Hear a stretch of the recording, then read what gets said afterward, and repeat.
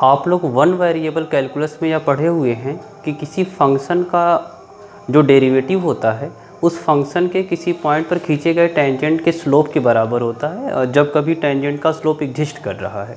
उसी तरह से दो वेरिएबल के कैलकुलस में हम पार्शियल डेरिवेटिव डिफाइन करने जा रहे हैं। मान लिया कोई फंक्शन है R2 के किसी सबसेट से R पे डिफाइन किया गया है। मान लिया वो function z equal to fxy है। आप यह जानते हैं कि दो वेरिएबल के फंक्शन का ग्राफ एक तरह का सरफेस होता है। मान लिया हमने z इक्वल टू fxy का ग्राफ या एक सरफेस है, उसके डोमेन का कोई पॉइंट हमें AB दे दिया गया है। AB का आउटपुट यह पॉइंट P है, मतलब यह हाइट f ऑफ AB है। इस पॉइंट P पर हमें जो है पार्शियल डेरिवेटिव डिफाइन करना है।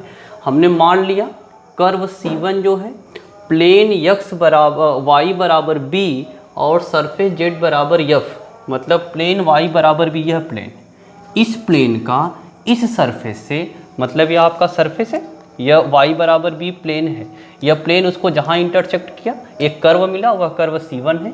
उसी तरह से C2 हमने मान लिया प्लेन x बराबर a और इस सरफेस का इंटरसेक्शन जो है कर्व C2 है।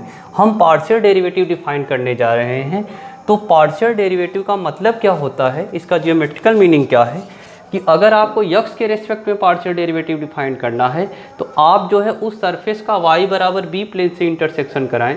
इंटरसेक्शन कराने के बाद जो कर्व मिला उस पॉइंट P पर हमने उस कर्व का टेंजेंट बनाया। जो इस टेंजेंट लाइन का स्लोप होगा वह स्लोप ही उस फंक्शन f का x के रेस्पेक्ट में पार्शियल डेरिवेटिव कहा जाएगा। मतलब यह है कि अगर हम लोग डिफाइन करना चाहें partial derivative of f with respect to x at point AB, तो इसको हम लोग ऐसे डिनोट कर सकते हैं f partial derivative of f with respect to x at point AB। तो इस टेंजेंट लाइन का स्लोप अगर एग्जिस्ट कर रहा है तो बोला जाएगा पार्शियल डेरिवेटिव एग्जिस्ट करेगा। तो उसको लिमिट में उसको हम लोग ऐसे लिख सकते हैं, limit h goes to 0 f of a plus H B minus f of A B divide by h। अगर यह लिमिट एग्जिस्ट कर रही तो बोला जाएगा पार्शियल डेरिवेटिव एग्जिस्ट कर रहा है। अगर यह लिमिट एग्जिस्ट नहीं कर रही है तो बोला जाएगा पार्शियल डेरिवेटिव एग्जिस्ट नहीं कर रहा है। तो इसका जियोमेट्रिकल मीनिंग क्या हुआ कि जो यह पार्शियल डेरिवेटिव है x के रेस्पेक्ट में, यह स्लोप है, slope of tangent at P of curve C1, या इसको शॉर्ट में ऐसे भी लिखा जाता है slope of the given surface in x direction, मतलब I direction, in x direction. या रेट ऑफ, इसको ऐसे भी लिख सकते हैं rate of change of function f in I direction. अच्छा, यहाँ I डायरेक्शन को ही को x डायरेक्शन भी लिख सकते हैं।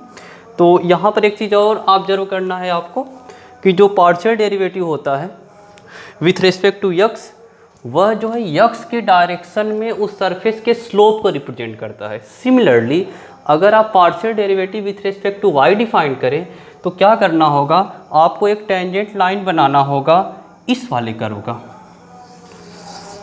और इस वाले टेंजेंट लाइन का जो स्लोप होगा वही जो है partial derivative with respect to y होगा। मतलब y एक्सिस की डायरेक्शन में जो इस सरफेस का स्लोप है उसको बोला जाता है partial derivative with respect to y of f at point AB।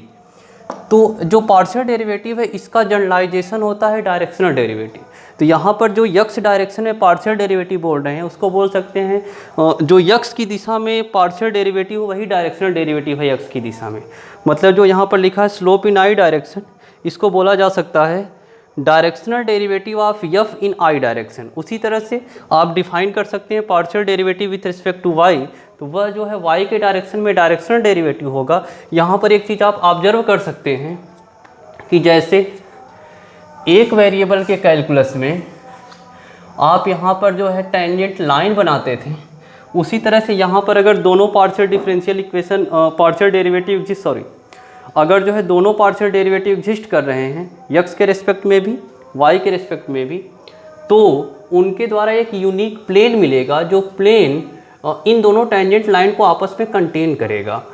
तो जो दो वेरिएबल का फंक्शन है उसके ढेर सारे डेरिवेटिव एग्जिस्ट कर सकते हैं, हर दिशा में एग्जिस्ट कर सकते हैं। जैसे इस दिशा में निकाल चुके, इस दिशा में, यहाँ पर हर एक डायरेक्शन में डेरिवेटिव निकाला जा सकता है, हर एक डायरेक्शन में उस सरफेस के स्लोप को बताया जा सकता है, और हर दिशा में जो डायरेक्शनल डेरिवेटिव निकालेंगे उसी को बोला जाता है डायरेक्शनल डेरिवेटिव। तो आप पार्शियल डेरिवेटिव को जो है डायरेक्शनल डेरिवेटिव का पर्टिकुलर केस समझ सकते हैं।